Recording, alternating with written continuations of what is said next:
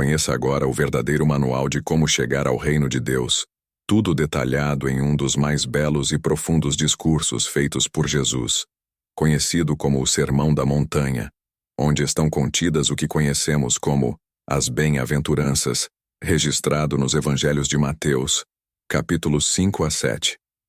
Nele, Jesus apresenta valores do reino de Deus, como humildade, justiça, misericórdia e amor ao próximo.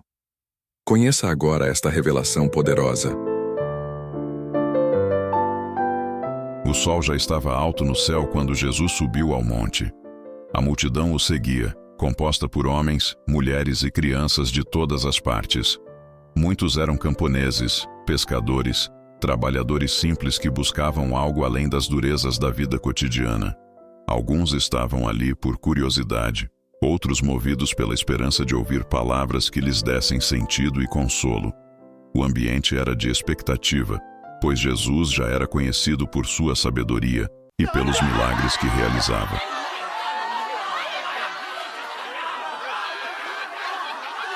O vento soprava suavemente, trazendo o cheiro da terra e das plantas que cobriam a encosta. Jesus, de pé sobre uma rocha, olhou para as pessoas diante dele. Seu olhar era sereno, mas carregava uma profundidade que tocava cada coração presente. Ele respirou fundo e começou a falar. Suas palavras não eram como as dos mestres da lei, que impunham regras frias e inatingíveis. Ele falava com simplicidade, mas com uma autoridade que vinha de Deus. Jesus iniciou com as bem-aventuranças, palavras que ressoaram como um bálsamo para aqueles que sofriam. Bem-aventurados os humildes de espírito, porque deles é o reino dos céus, disse, e os olhos dos pobres e oprimidos brilharam. Pela primeira vez, ouviram que sua condição não os fazia menos dignos, mas, ao contrário, os tornava especiais diante de Deus.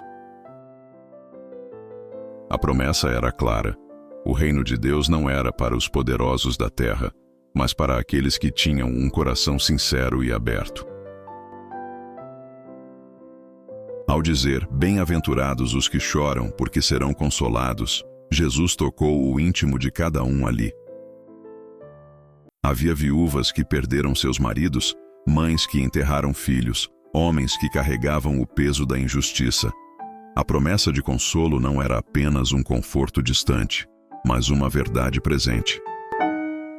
Deus enxergava suas dores e estava com eles.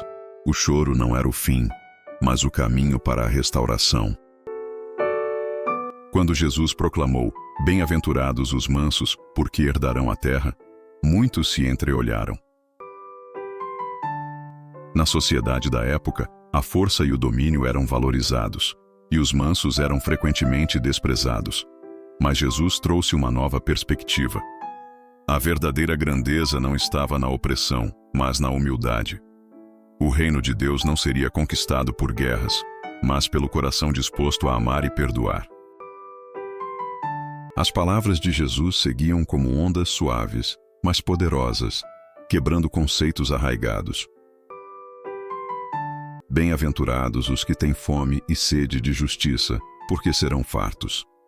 Muitos ali conheciam bem a fome literal, mas ele falava de algo mais profundo, a sede por um mundo justo, por um lugar onde o amor e a verdade reinassem. E essa sede não seria ignorada. Deus estava atento ao clamor dos justos.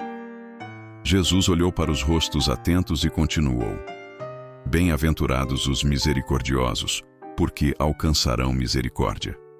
Em um mundo onde a vingança era comum, ele pregava o perdão. Ele sabia que ser misericordioso exigia coragem, mas prometeu que aqueles que escolhessem esse caminho seriam recompensados. Deus não desprezava a compaixão. Ele a exaltava. Bem-aventurados os puros de coração, porque verão a Deus. Aquela frase fez muitos refletirem. Os líderes religiosos ensinavam que a pureza estava nos rituais e nas aparências, mas Jesus mostrou que a verdadeira pureza era interior. O coração sincero era o que aproximava as pessoas de Deus, e não a observância mecânica das leis. Bem-aventurados os pacificadores, porque serão chamados filhos de Deus. Em tempos de conflitos e opressões, ser pacificador era um desafio. Mas Jesus ensinava que a paz era um reflexo do próprio caráter de Deus. Aqueles que promoviam a reconciliação se tornavam semelhantes ao Pai Celestial. E ele continuou: Bem-aventurados os perseguidos por causa da justiça, porque deles é o reino dos céus.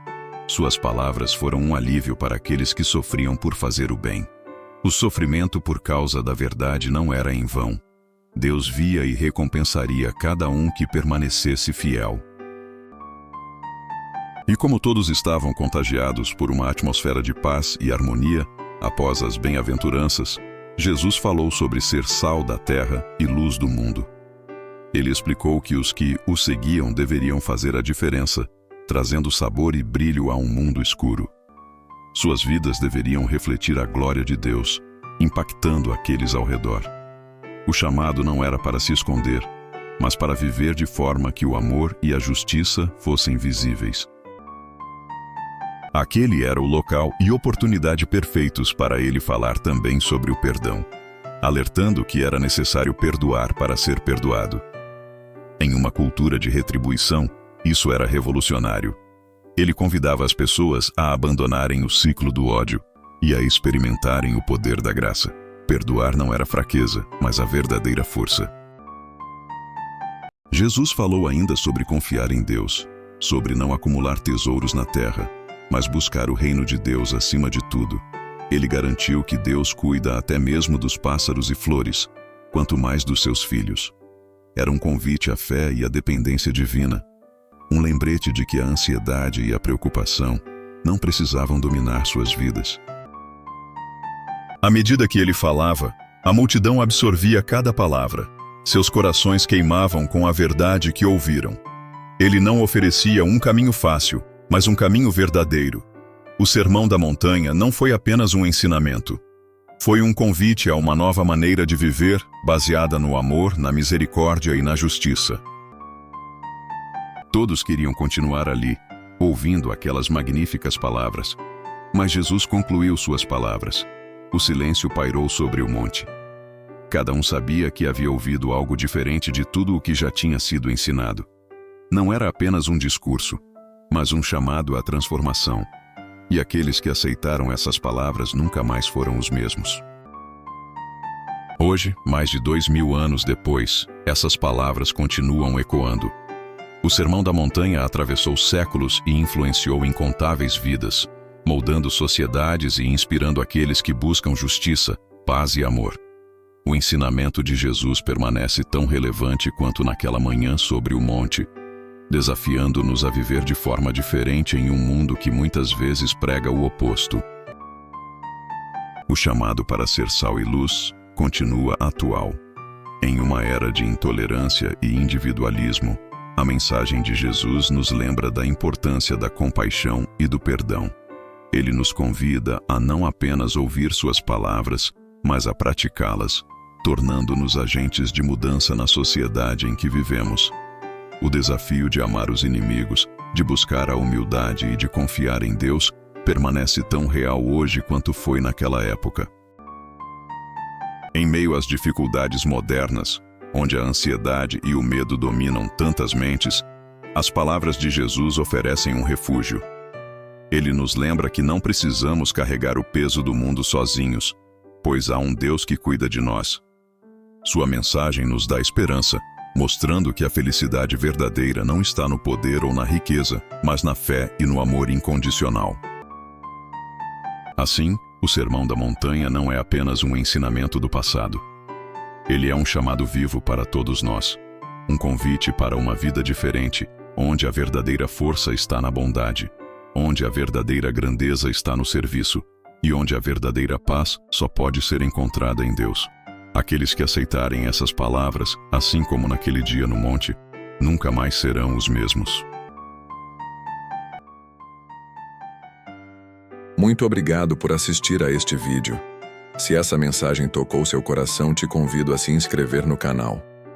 Ative o sininho para receber todas as notificações e não perder nenhum vídeo novo. Assim, você estará sempre conectado com mensagens que edificam e transformam vidas. E claro, deixe seu like. Compartilhe esse vídeo com as pessoas que você ama. Te espero no próximo vídeo.